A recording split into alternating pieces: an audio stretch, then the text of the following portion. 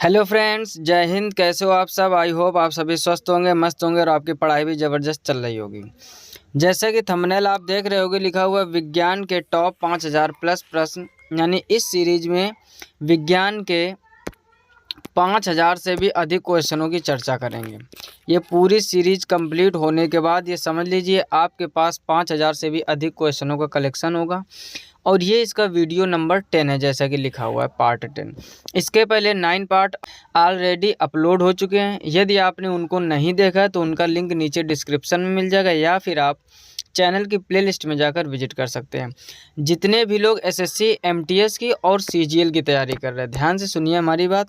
जितने भी लोग सीजीएल वाले हैं और जितने भी लोग एमटीएस वाले हैं, आपके लिए ये साइंस की सीरीज बहुत ही महत्वपूर्ण होने वाली है, क्योंकि दोनों के एग्ज़ाम आने वाले समय में लगे। एमटीएस के लिए 1 महीने से भी कम समय बचा हुआ है।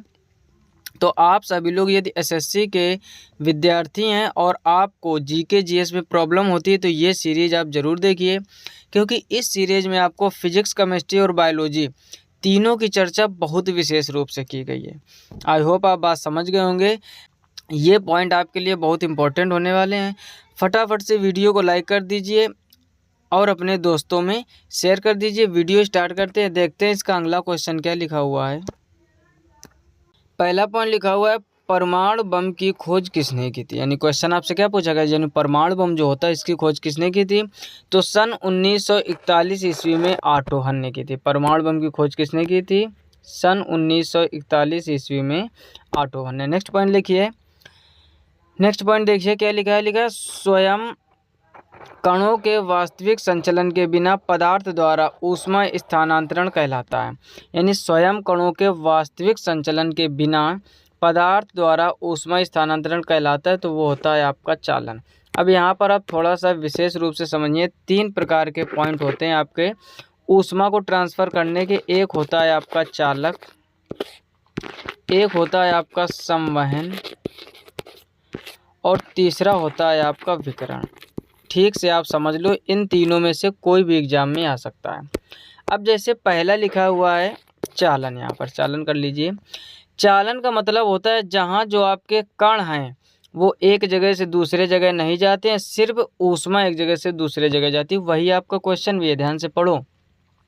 लिखा है स्वयं कणों के वास्तविक संचलन के बिना, यानी कणों का वास्तविक संचलन नहीं होता है, उनके बिना पदार्थ द्वारा ऊष्मा स्थानांतरण कहलाता है, तो वो कहलाता है चालन, जो कि आंसर लिखा हुआ है। अब संवहन समझो क्या होता है। संवहन वह प्रक्रिया होती है जिसमें कण भी एक जगह से दूसरी जगह जाते हैं और साथ में ऊष्मा भी जाती है। जैसे कभी आपने पानी गर्म किया होगा तो देखा होगा नीचे बुलबुला उठता है और ऊपर आके फूट जाता है, फिर नीचे बुलबुला उठता है, फिर ऊपर आके फूट जाता है। इसका मतलब यह है कि संवहन प्रक्रिया में कण भी एक जगह से दूसरे जगह जाते हैं और ऊष्मा भी एक जगह से दूसरे जगह जाती है, तो ये हो गया आपका संवहन। और तीसरा जो लिखा हुआ है विकिरण, विकिरण का मतलब होता है जिसमें माध्यम की आवश्यकता ही नहीं होती। जैसे सूर्य की किरणों का पृथ्वी पर आना, ये कौन सा है? तो ये विकिरण की क्रिया है। यानी ऊष्मा पृथ्वी पर आती है, जैसे पानी गर्म हो जाता है धूप में, मिट्टी गर्म हो जाती है। इसका मतलब हीट तो ऊपर से नीचे आ रहा है, लेकिन यह माध्यम पर निर्भर नहीं करती है, इसमें माध्यम को कोई लेना देना नहीं होता, वो होता है विकिरण। कई बार क्वेश्चन आया है कि सूर्य की किरणों का पृथ्वी पर आना कौन सी घटना है, तो आप विकिरण सही करोगे। आई होप आप तीनों पॉइंट समझ गए होंगे। जब केवल हीट जाए कण ना जाए तो चालन, हीट भी जाए कण भी जाए तो संवहन, और माध्यम की आवश्यकता ही ना पड़े तो उसे कहते हैं विकिरण। आई होप आप तीनों पॉइंट अच्छे से समझ गए होंगे और ये पॉइंट भी समझ गए होंगे जो आपका दूसरा दिया गया है। क्या दिया है कि स्वयं कणों के वास्तविक संचलन के बिना किसी पदार्थ द्वारा ऊष्मा स्थानांतरण कहलाता है, वो है आपका चालन। नेक्स्ट पॉइंट लिखा हुआ जूल किसकी इकाई है? तो जूल होती है आपकी ऊर्जा की और कार्य की, दोनों की इकाई। ऊर्जा का भी मात्रक जूल और कार्य का भी मात्रक जूल। नोटबुक में अपने आप कार्य तथा ऊर्जा की इकाई जूल होती है, ऐसे स्टार बना के पॉइंट लिख लीजिए। अगला लिखा हुआ है टीबिया नामक अस्थि पाई जाती है। यानी जो टीबिया नामक हड्डी होती है कहाँ पाई जाती है? तो ये पाई जाती है आपके टांग में। सबसे बड़ी होती है आपकी फीमर, जो जांग में पाई जाती है। नेक्स्ट पॉइंट देखिए अगला क्या लिखा हुआ है, लिखा है साधारण कार्बन स्टील में मुख्यतः होते हैं, यानी जो साधारण कार्बन स्टील होते हैं उसमें क्या होते हैं, तो लोहा तथा क्रोमियम। अगला लिखा हुआ है किसी हवाई जहाज या किसी निश्चित ऊंचाई पर स्थित एक पिंड की ऊंचाई मापने के लिए प्रयुक्त उपकरण है, तो वह है आपका अल्टीमीटर। कौन सा उपकरण है, अल्टीमीटर। अगला लिखा हुआ है भूपर्पटी पर सर्वाधिक मात्रा में पाए जाने वाले तत्वों के क्रम है, यानी भूपर्पटी में सर्वाधिक मात्रा में पाए जाने वाले तत्वों का क्रम कौन सा है, तो सबसे ज़्यादा ऑक्सीजन, फिर सिलिकॉन और फिर एल्यूमिनियम। अगला पॉइंट देखिए क्या लिखा हुआ है, लिखा है यदि लाल फूल को हरा शीशा में देखें तो यह दिखता है, यानी आप लाल फूल को हरे शीशे में देखोगे तो ये कैसा दिखेगा, यह दिखेगा काला। अगला लिखा हुआ है आइसक्रीम, फिर ब्लैंक दिया हुआ है एक उदाहरण है, तो वो है आपका निलंबन यानी सस्पेंशन का उदाहरण। अगला पॉइंट देखिए लिखा हुआ है धोने वाले सोडे का रासायनिक नाम क्या है, यानी जो कपड़ा धोने के काम आता है जिसको हम लोग धामन सोडा भी कह सकते हैं, उसका रासायनिक नाम है सोडियम कार्बोनेट, Na2CO3 इसका प्रतीक होता है, Na2CO3 ये होता है धोने वाला। अगर बीच में NaHCO3 लिखा है तो वो होता है सोडियम बाइकार्बोनेट, जिसको हम लोग बेकिंग सोडा या खाने वाला सोडा भी कहते हैं। अगला पॉइंट लिखा हुआ है पौधों की आयु का मापन किया जा सकता है, तो पौधों की आयु का मापन उसकी तना के वलयों के अनुप्रस्थ काट की गिनती कर कर। अगला लिखा हुआ है जीवाश्म की आयु की निर्धारित करने के लिए कौन सी पद्धति का प्रयोग किया जाता है, तो जीवाश्म की आयु को निर्धारित करने के लिए C14 पद्धति का प्रयोग किया जाता है। सी मतलब यहाँ पर है कार्बन 14 पद्धति का उपयोग किया जाता है। अगला लिखा हुआ है वह कौन सा रासायनिक तत्व है जो प्रोटीन को चिन्हित करता है, वह है आपका सल्फर। अगला लिखा है वातावरण में कार्बन डाइऑक्साइड की बढ़ोतरी का कारण है, तो वातावरण में कार्बन डाइऑक्साइड की बढ़ोतरी के कारण है पृथ्वी के तापमान में वृद्धि। इसका क्या है, पृथ्वी के तापमान में वृद्धि। तो यहाँ तक हो गए आपके लगभग 15 से 16 पॉइंट। और अगला देखते हैं क्या पॉइंट लिखा हुआ है।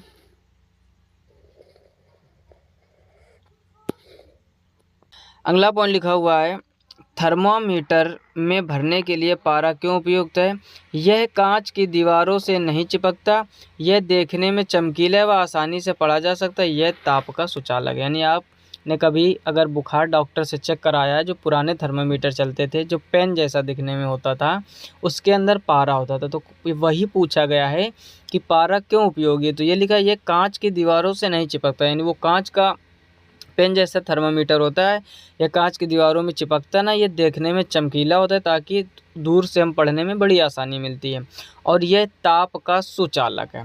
अगला पॉइंट देखते हैं लिखा हुआ है किसी वस्तु को चंद्रमा पर ले जाने पर उसका भार घटेगा। अब यहाँ पर विशेष पॉइंट समझो, कई बार एसएससी के एग्ज़ाम में या फिर एयरफोर्स नेवी एनडीए वाले अगर इस लेक्चर को देख रहे हैं तो भी आप ध्यान से समझो, लिखा है चंद्रमा पर ले जाने पर उसका भार घटेगा। एक स्टार बना के आप पॉइंट लिख लेना, भार घटता है परंतु द्रव्यमान नहीं घटता, वो भी 1/6। जैसे हम आपसे कहें कि पृथ्वी पर किसी वस्तु का भार 60 किलोग्राम है, ध्यान से समझो क्वेश्चन को, पृथ्वी पर किसी वस्तु का भार बोला, यहाँ पर हमने 60 किलोग्राम है, चंद्रमा पर इसका भार क्या होगा, तो 60 में आप 6 का डिवाइड कर दोगे तो ये आ जाएगा 10 kg।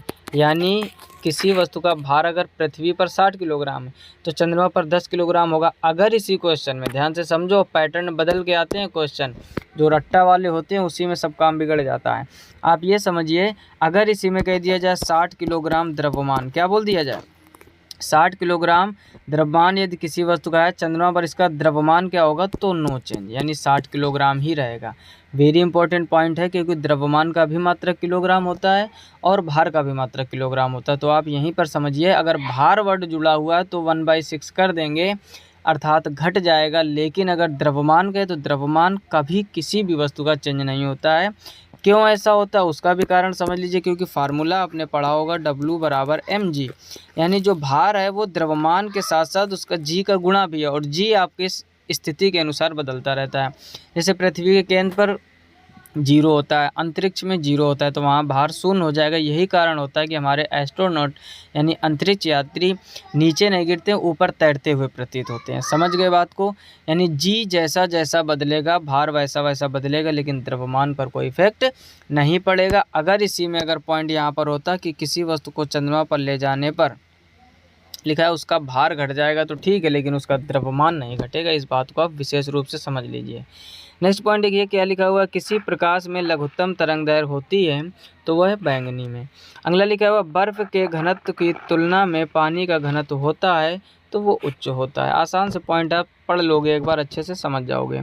अगला लिखा है, ताप मापने की एसआई इकाई, तो ताप मापने की एसआई इकाई होती है आपकी केल्विन।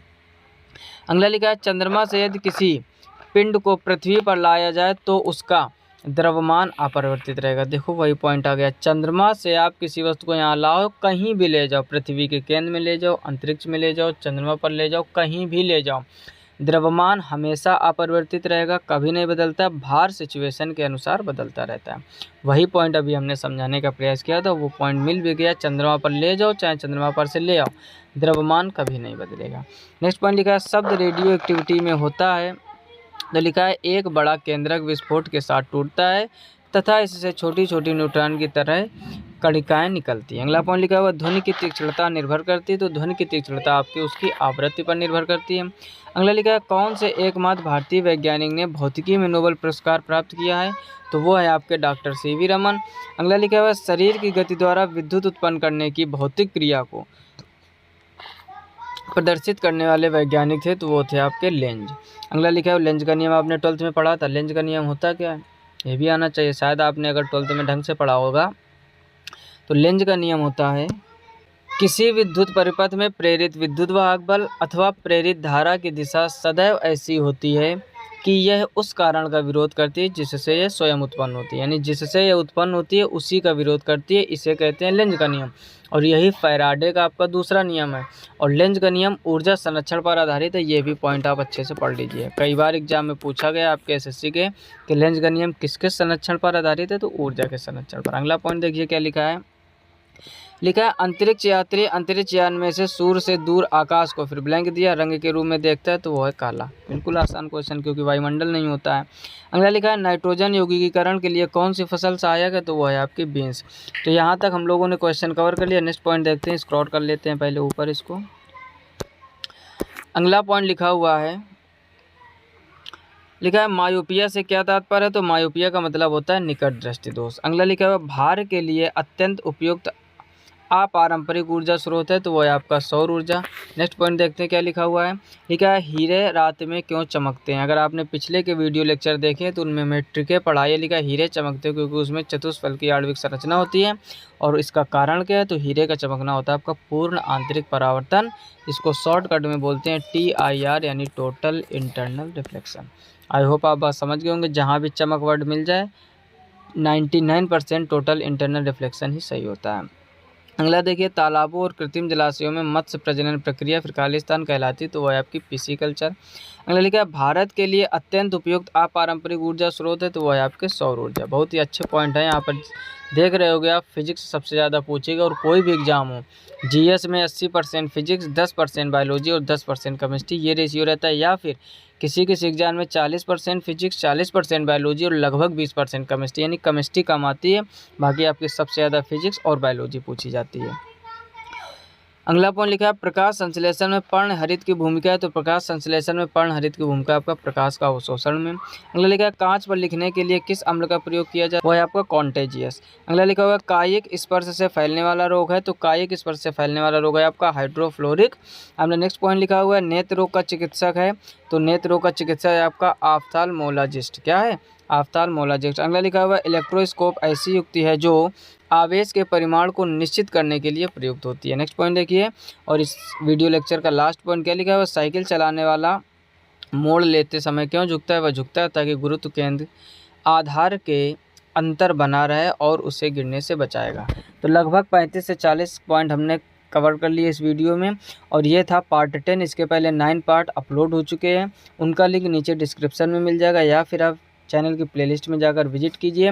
और जितने भी SSC MTS वाले या CGL वाले इस वीडियो को देख रहे हैं, आपके लिए बहुत ही इंपॉर्टेंट है, क्योंकि चाहे वो SSC MTS हो और चाहे वो SSC CGL हो, कोई भी SSC का एग्ज़ाम हो, आप SSC GD की तैयारी कर रहे हो, CPO की कर रहे हो, दरोगा की कर रहे हो, पुलिस की कर रहे हो, सब लोग जानते हैं अच्छी तरह से कि GK GS सबके लिए महत्वपूर्ण है। और ये एक ऐसा सब्जेक्ट है, सबको ज़्यादा डर रहता है। मैथ आप सीख लोगे, रीजनिंग भी आप सीख लोगे, प्रैक्टिस के इंग्लिश भी सीख लोगे। जीके जीएस को लोग बहुत हाई फाई मान लेते हैं और ये मानते हैं कि ये याद ही नहीं होती। देखो याद करोगे नहीं याद होगी, सीधा सा रूल होता है। रट्टा मारने से हर एक चीज़ नहीं आती। पहले ज़्यादा से ज़्यादा चीज़ों को समझना सीखो, उसके बाद में याद करो और लिख लिख कर याद करो। जितना ज़्यादा आप लिखोगे उतनी ज़्यादा आपकी अच्छी तैयारी होगी। एक पॉइंट को आप 100 बार लिखिए, यकीन मानो 101 बार आपके माइंड में एकदम सेट हो जाएगा और आंख बंद कर कर आप लिख दोगे जैसा आपने याद किया होगा या जैसा आपने 100 बार प्रैक्टिस की होगी। यही होता है practice makes man perfect. Practice में बहुत पावर होता है। प्रैक्टिस से लोग बहुत आगे तक पहुंच गए हैं। एक चीज़ समझो, आप कोई भी सब्जेक्ट आपको ना हो तो उसको 100 बार रट्टा मारो, समझ में आए चाहे ना आए, रट एकदम जाएगा, इस चीज़ की गारंटी है।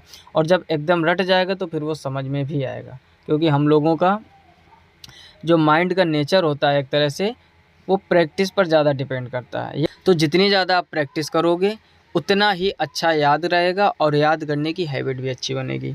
अगर चैनल पर पहली बार आए तो चैनल को सब्सक्राइब करके नोटिफिकेशन बेल को ऑल पर सेलेक्ट कर लीजिए और ज़्यादातर अपने दोस्तों में शेयर कीजिए, क्योंकि जितना आप शेयरिंग करोगे उतना ही अच्छा हमें मोटिवेशन मिलेगा और उतना ही अच्छा आपके लिए हम काम करने का प्रयास करेंगे।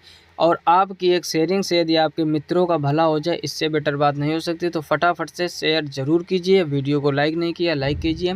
मिलते हैं नेक्स्ट वीडियो में, तब तक अपना ख्याल रखिए, अच्छे से पढ़ाई करते रहिए। तब तक के लिए जय हिंद, राधे राधे।